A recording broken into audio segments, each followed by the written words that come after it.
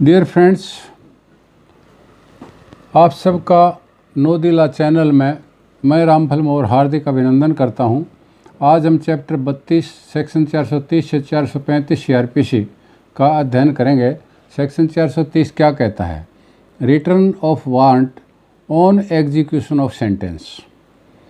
जब सेंटेंस पूर्ण रूप से निष्पादित यानी एग्जीक्यूट हो जाए, तब एग्जीक्यूट करने वाला अधिकारी वारंट को अपने दस्तखत सहित इंडोर्समेंट का प्रमाण पत्र देते हुए कि दंडादेश का पालन कर दिया गया है, वारंट को उसी कोर्ट को लौटा देगा जिस कोर्ट ने आदेश दिया था।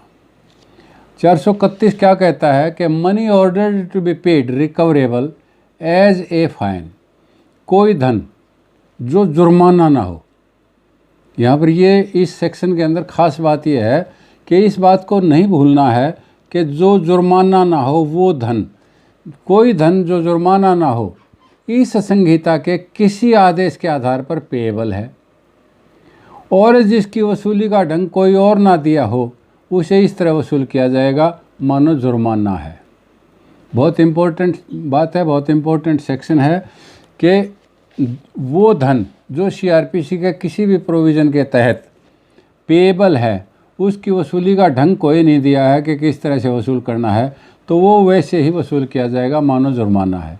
लेकिन कौन सा धन किया जाएगा जो जुर्माना ना हो, उसकी बात करता है।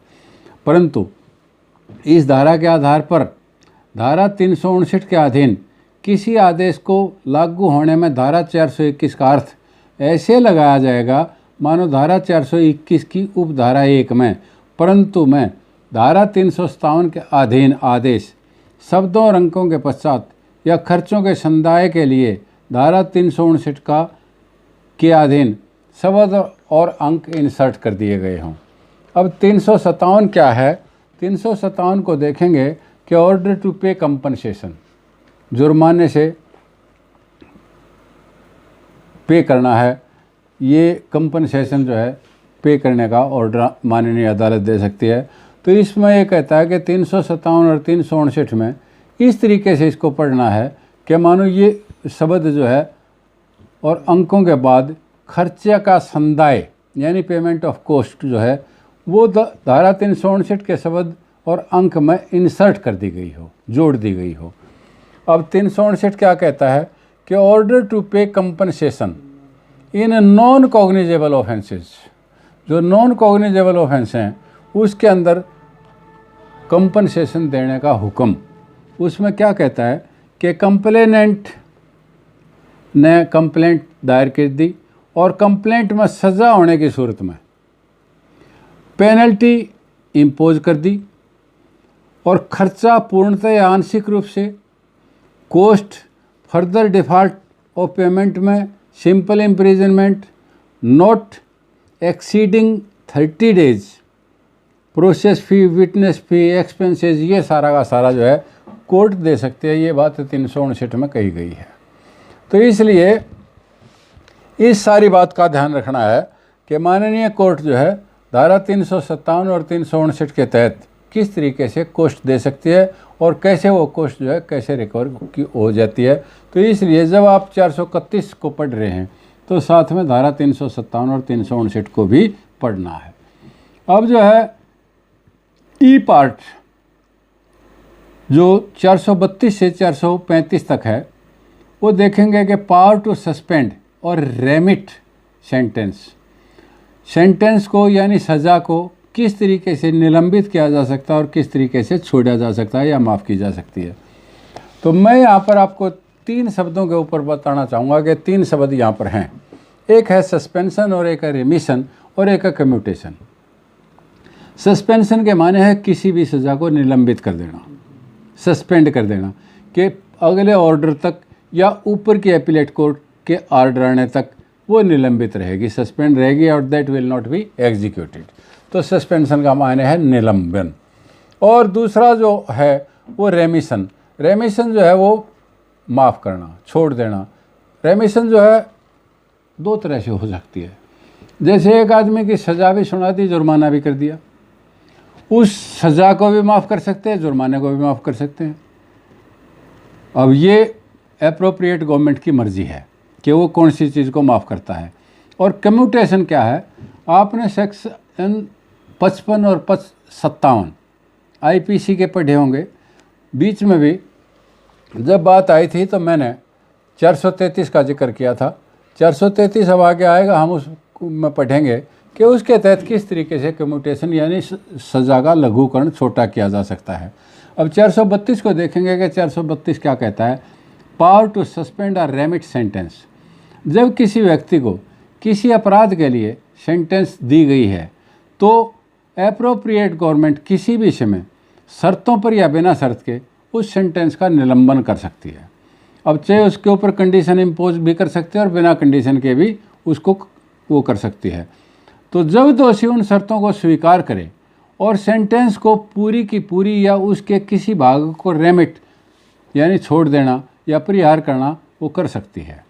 जब किसी एप्रोप्रिएट गवर्नमेंट को सस्पेंशन या रेमिट के लिए आवेदन किया जाता है तब सरकार उस न्यायालय से जिसने सेंटेंस दी थी जिसने पुष्टि की, उस न्यायालय से ये ओपिनियन ले सकती है कि उसकी दरखास्त मंजूर की जाए या दरखास्त खारिज की जाए, और उस न्यायालय से ये राय के साथ ट्रायल के बयानों, रिकॉर्ड और प्रति भी भेजने की कह सकती है।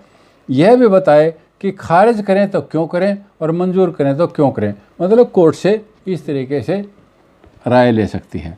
अब जिन शर्तों पर सस्पेंशन या रेमिट किया गया है और सरकार की राय में फुलफिलमेंट नहीं है तो सरकार इस निलंबन या रेमिट की बात को रद्द कर सकती है।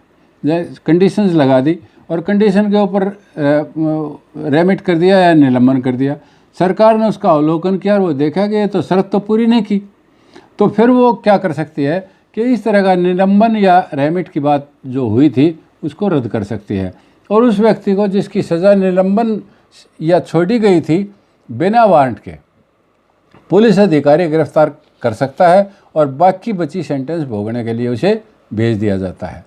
तो सब सेक्शन 4 क्या कहता है कि वो शर्त जिस पर दंडादेश निलंबन किया है या माफ़ किया है जाना है ऐसी होनी चाहिए जो उस व्यक्ति द्वारा पूरी की जा सकती है, यानी शर्त उसके ऊपर ऐसी इम्पोज की जानी चाहिए जो वो पूरी भी कर सकता है। अगर उसकी बियॉन्ड रीच हों तो वो शर्तें क्या शर्तें हुई और उसकी इच्छा पर भी आश्रित ना हो। ये नहीं कि वो ये कहे कि मेरी तो ये इच्छा है, मेरी तो ये शर्तें हैं, इट इज़ नॉट पॉसिबल। उसकी इच्छा पर भी आश्रित ना हो और उसकी शर्तें जो है वो होनी चाहिए जो वो पूरी कर सके और उसकी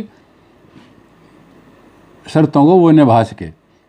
तो 5 सब सेक्शन 5 क्या कहता है कि एप्रोप्रिएट गवर्नमेंट सेंटेंस के निलंबन बारे और उन शर्तों के बारे में जिन पर एप्लीकेशंस आई हैं साधारण या विशेष आदेश द्वारा निर्देश दे सकती है, प्रोवाइडेड किंतु 18 वर्ष से ऊपर का आयु का आदमी जिसने जुर्माने को छोड़कर अन्य सज़ा दी गई है उसकी ओर से या किसी अन्य व्यक्ति की ओर से अर्जी तब तक नहीं ली जाएगी जब तक वो जेल में ना हो। यानी 18 साल से ऊपर का जो कोई आदमी जेल में है उसकी तरफ से या उसके किसी रिश्तेदार की तरफ से जब उसकी सज़ा माफ़ी की दरख्वास्त दी गई है तो वो जो है जब हो सकता है उसको जुर्माने को छोड़कर दूसरी सज़ा दी गई हो और वो आदमी जेल में हो। तो 2 शर्तें हैं इसके ऊपर। पहली शर्त यह है कि ऐसी अर्जी अगर वो जेल में है तो जेल के बाहर साधक अधिकारी की मार्फत उपस्थित की जाए। दूसरा, यदि दरखास्त किसी अन्य व्यक्ति द्वारा दी जाती है तो वह उस अर्जी में यह घोषणा करे कि दंडादेश व्यक्ति जेल में है। अब सब सेक्शन 6 क्या कहता है कि ऊपर की उपधाराओं के उपबंध दंड न्यायालय द्वारा पास किए गए आदेश पर लागू होंगे, चाहे वो आदेश इस संहिता के तहत या किसी अन्य कानून के तहत किसी व्यक्ति की लायबिलिटी को रेस्ट्रिक्ट करता है पर उस पर उसकी संपत्ति पर कोई लायबिलिटी इम्पोज करता है। अब एप्रोप्रिएट गवर्नमेंट की परिभाषा दी है 7 में और ये बताया गया है कि सेंट्रल गवर्नमेंट कौन सी होगी और स्टेट गवर्नमेंट कौन सी होगी। तो जब एप्रोप्रिएट गवर्नमेंट के माने क्या है कि जब सेंट्रल एक्ट के तहत कोई ऑर्डर पास किया गया है तो सेंट्रल गवर्नमेंट जो है उसके बारे में विचार करेगी, परमिशन देगी या ऑर्डर पास करेगी। और इसी तरीके से यदि स्टेट के अंदर कोई उसके क्षेत्राधिकार में बात की गई है तो फिर स्टेट गवर्नमेंट एप्रोप्रिएट गवर्नमेंट होगी। और इसके ऊपर केसला है 400 AIR 2018 supreme court 4529 full bench की अथॉरिटी है, समीन versus state GNCT of Delhi. दूसरी अथॉरिटी है AIR 2017 सुप्रीम कोर्ट 668 खोखनगिरी versus state of West Bengal. State of Haryana versus Jaisingh AIR 2003 1696 बहुत इम्पोर्टेंट अथॉरिटी है। और इसके अंदर क्या कहा गया है कि gravity of offence can form the basis of classification. इसी प्रकार से एक एज का भी कंसिडरेशन किया जाता है कि जैसे एक 65 साल के बूढ़ा आदमी था Sardar Bhupendra Singh versus deputy chief controller of imports and export, उसके अंदर जो है वो 65 साल की एज थी, उसको कंसीडर किया गया था। और ये अथॉरिटी है 1990 सुप्रीम कोर्ट केसेस क्रिमिनल 542। अब सेक्शन 433 की तरफ हम आते हैं। 433 क्या कहता है? Power of the state government या appropriate government central government to commute the sentences. अब अप्रोप्रिएट गवर्नमेंट जो है उस व्यक्ति की कंसेंट के बिना, ये ज़रूरी नहीं कि उसे कि उससे मर्जी ली जाएगी भाई तेरी सज़ा कम करें, ज़्यादा कम करें या कम्यूट करें, तो वो कहता है कि उसकी सहमति के बिना सेंटेंस ऑफ डेथ को भारतीय दंड संहिता में दिए गए किसी अन्य दंड के रूप में लघुकरण कर सकती है। आजीवन कारावास को 14 वर्ष तक के कारावास में या जुर्माने के रूप में लघुकरण कर सकती है। कठिन कारावास को साधारण कारावास या जुर्माने के रूप में लघुकरण कर सकती है। साधारण कारावास को जुर्माने में लघुकरण कर सकती है। और इसके ऊपर अथॉरिटी है AIR 2015 supreme court criminal 104 state of Rajasthan versus Mohammad Muslim Tagala, कल भी मैंने ये आपको बताई थी। और आर्टिकल 72 की तरफ मैं आपकी फिर ध्यान दिलाना चाहूँगा कि president has the power to commute, राष्ट्रपति को गवर्नर को ये पावर हैं। और एक पवित्र Singh versus state of Punjab का केस था 1988 criminal law general 1052 Punjab and Haryana high court का कि government has no power to commute sentence of imprisonment for life to a term of less than 14 years.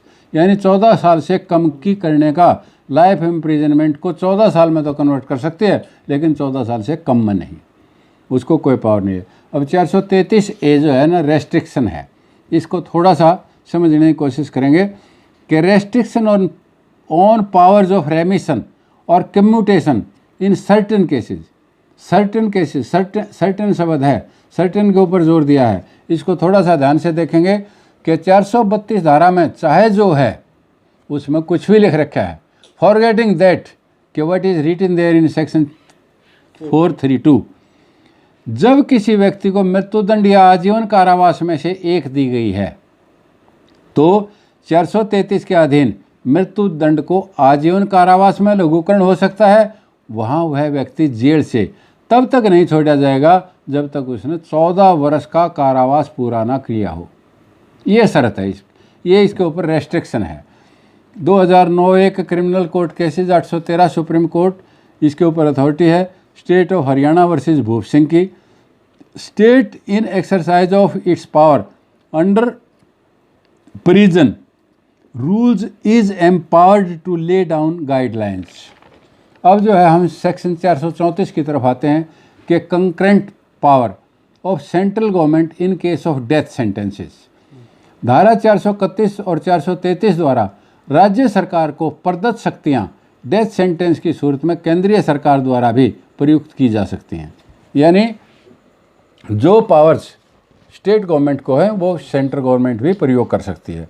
अब 435 को देखेंगे कि इसका हेड नोट ही देखें। हेड नोट क्या कहता है कि state government to act after consultation with central government in certain cases. यहाँ पर फिर सर्टेन केसेज है। अब सर्टेन केसेज कौन कौन से हैं? जैसे किसी दंड का लघुकरण या रेमिट करने की धारा 432 और 433 में राज्य सरकार को जो प्रदत्त शक्तियाँ हैं, जो शक्तियाँ मिली हुई हैं, उसका प्रयोग सेंट्रल गवर्नमेंट की सलाह के बिना नहीं किया जा सकता। अब किन केसेज में नहीं किया जा सकता?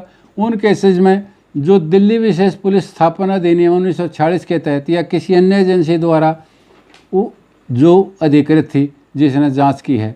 तो दूसरा क्या है, जहां सेंट्रल गवर्नमेंट की प्रॉपर्टी का मिस अप्रोप्रिएशन हुआ हो, डिस्ट्रक्शन हुआ हो या डैमेज हुआ हो, तो वहाँ सेंट्रल गवर्नमेंट की सलाह लेना ज़रूरी है, उसकी सहमति के बिना ऐसा नहीं हो सकता। या सेंट्रल गवर्नमेंट ने अपने कर्तव्यों का पालन करते हुए जिस किसी आदमी से कोई मतलब ऑफेंस हुआ है, ऐसा कार्य हुआ है, तो उसमें भी सेंट्रल गवर्नमेंट की सहमति लेनी पड़ेगी। जबकि अब सब सेक्शन 2 क्या कहता है, जब किसी को ऐसे अपराध के लिए सेंटेंस दी गई है जिनमें संघ की कार्यपालिका शक्तियों का विस्तार है और पृथक पृथक अवधि का कारावास का जो साथ साथ भोगी जाने का दंडावेश दिया है, तो सेंट्रल गवर्नमेंट की सहमति लेनी या उससे कंसल्ट करना ज़रूरी है, उसके बिना ऐसा नहीं हो सकता। तो ये सर्टेन केसेस के अंदर जो है कंसल्टेशन लेना ज़रूरी है। अब हमारा सेक्शन 435 पूरा हुआ और इस प्रकार चैप्टर 32 भी हमारा पूरा हुआ और अब हम आगे कल से चैप्टर 433 करेंगे। मुझे आशा ही नहीं विश्वास है कि आप लोगों को मेरा ये वीडियो पसंद आया होगा और यदि आपको अच्छा लगा हो तो आप इस चैनल को सब्सक्राइब करें। धन्यवाद।